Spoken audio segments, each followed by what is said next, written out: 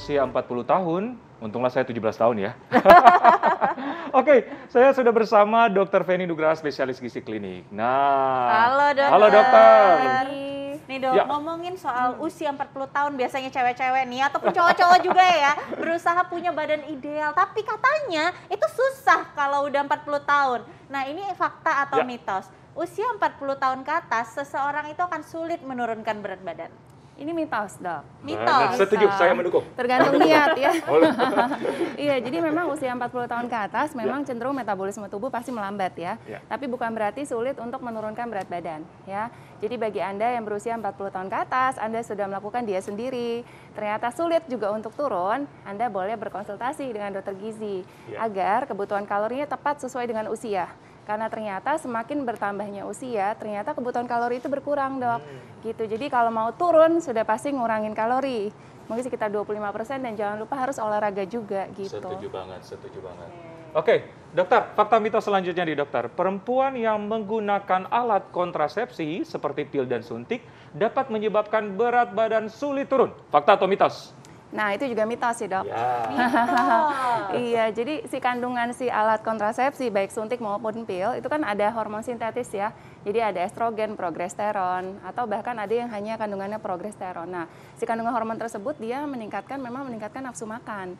Tapi balik lagi, apa dulu nih yang kita konsumsi? Kalau makannya tinggi kalori, apalagi nggak olahraga, ya pasti berat badannya sulit turun dan juga cenderung naik. Nah, jadi memang kalau menggunakan si alat kontrasepsi, disarankan harus tetap mengkonsumsi makanan sesuai dengan kebutuhan, kemudian pilih makanan yang sehat dan mengenyangkan gitu. Jadi mungkin yang tinggi akan protein, tinggi akan serat, jangan lupa sayur dan buah, hindari konsumsi makanan tinggi akan kalori, tinggi gula, tinggi lemak gitu. Ya, seperti yang di ini ya dok, yang di meja ya? Setuju. Ini apa nih dok ya? Kacang... Jadi ini kacang almond ini juga sehat banget, tinggi akan serat, antioksidan, lemaknya juga lemak yang sehat.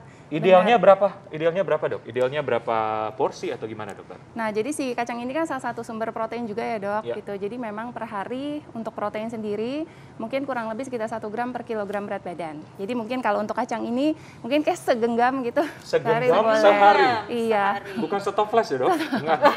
Tapi pilihnya mungkin yang raw almond kali ya. Jadi jangan yang ada garam terlalu banyak, gula. Itu kan sekarang banyak rasa-rasa tuh dok gitu.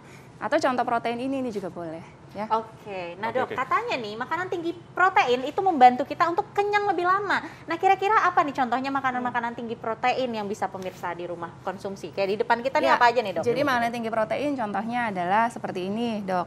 Ini mungkin seperti daging ya, seperti ayam. Ya lalu contoh lain seperti ini ikan. Lalu seperti telur, ya ini paling gampang sekali ya.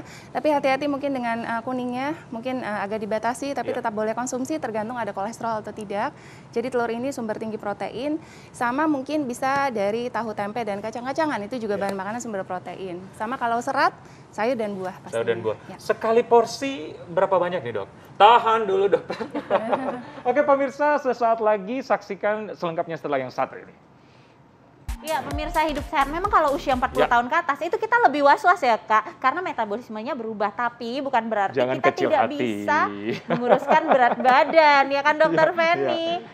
Tadi ada pertanyaan yang belum terjawab, fakta mitos. Oh, pertanyaan dokter, berapa porsi? Berapa porsi sih protein yang cukup untuk sehari? Katanya kan protein bisa mengencangkan berapa banyak nih sehari? Untuk individu yang normal ya, kita ngomongnya itu adalah 1 gram per kilogram berat badan dok. Jadi mungkin kalau beratan 1 60 gram per kilogram berat badan. Jadi kalau dengan berat badan 60 mungkin sekitar 60 gram per harinya. Jadi contohnya itu kayak ikan seperti ini. Jadi segala macam protein hewani baik ayam, ikan, dia tuh per 100 gramnya kurang lebih mengandung protein sekitar 18 gram. 18 gram? Ya. Kalau kayak gini? Kalau gini jadi 100 gram itu kurang lebih setelapak tangan dok. Jadi mungkin ini kurang lebih seukuran selapak tangan lebih sedikit ya. Mungkin segini sekitar 20 gram. Oke, nah dok mungkin ditekankan lagi nih dok. Ini porsi segini itu untuk 1 kali makan atau dalam 1 hari? Untuk 1 kali makan dok. Untuk 1 kali makan. Jadi kalau tadi per kilogram berat badan bisa dibagi beberapa kali bisa berarti dibagi, ya? Jadi bisa 3 kali makan. Jadi untuk siang malam mungkin bisa ayam atau ikan, untuk pagi mungkin bisa seperti telur. Karena 1 telur seperti ini mengandung protein kurang lebih sekitar 7 gram. Jadi 1 telur seperti ini nih. Ya. Nah dok, ini temannya lauk pauk itu biasanya nasi nih dok. Mungkin kita harus tekankan lagi nih sama pemirsa. Jadi kalau sehari atau sekali makan, kira-kira berapa sendok nasi yang ideal dok? Sebagai teman-temannya makanan ini? Berapa sendok nasi ya? Berapa tuh dok? Jadi kalau nasi sendiri sebenarnya ideal itu kan dia bahan makan sumber karbohidrat ya. Memang setiap makan boleh ada nasinya. Mungkin kalau untuk perkalinya kurang lebih sekitar 100 gram dok, atau setara dengan 8 sendok makan. 8 Tapi sendok. ya balik lagi tergantung kebutuhan masing-masing ya. Karena memang setiap orang kebutuhannya berbeda. Sesuai dengan berat badan, tinggi badan, usia, olahraganya gitu. Jadi harus dihitung. Oke. Gitu. Oke. Nah, selanjutnya nih dokter. Sulit tidur dan stres dapat membuat seseorang berat badan meningkat dan sulit turun. Fakta atau mitos? Itu fakta dok. Ya. Fakta. Jadi pasti kurang tidur, stres, terutama stres yang berkepanjangan itu akan menyebabkan dihasilkannya hormon kortisol dok. Ya, Nah si kortisol ini adalah hormon stres, dia tuh sifatnya dapat merangsang hormon rasa lapar di lambung yang namanya grelin. Sehingga nafsu makan meningkat dan dia dapat menyebabkan si otak kita tuh tidak peka atau tidak sensitif terhadap hormon rasa kenyang. Jadi yang ada tuh tubuh kita tuh ingetnya lapar, pengen makan gitu. Pasti berat badan sulit turun dan nafsu makan meningkat gitu. Benar banget.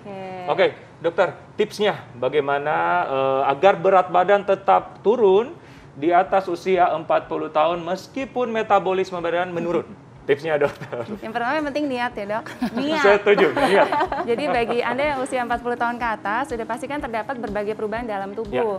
Jadi tubuh rentan terkena penyakit, mudah gemuk karena pengaruh hormonal. Sudah pasti salah satu cara yang bisa dilakukan ya pola hidup yang sehat dok. Ya, jadi makan yang sehat, pilih makanan yang bergizi, kemudian harus olahraga juga, harus tidur yang cukup, ya minimal 6-8 jam, sama hindari stres. Supaya tubuh sehat, jadi terhindar juga dari resiko penyakit. Setuju, dan nonton Hidup Sehat. Nah, itu Dokter dia, Riza? itu yang paling penting. Jadi pemirsa di rumah, walaupun usia 40 tahun, jangan berkecil hati. Mungkin metabolisme kita sudah berubah, tapi dengan niat, kita tetap bisa mendapatkan hidup yang sehat dan juga badan yang ideal. Benar banget, setuju. Terima kasih Dokter Feni, informasinya sangat menarik, luar Dokter biasa. Feni. Oke, sudah 1 jam kami menemani Anda. Sekian dulu kali ini. Tetap saksikan Hidup Sehat setiap Senin sampai Jumat jam 9 pagi. Hanya di TV One. Saya Dr. Tengku Anissa. Saya Dr. Ekles, Indonesia. Hidup sehat. Bye-bye.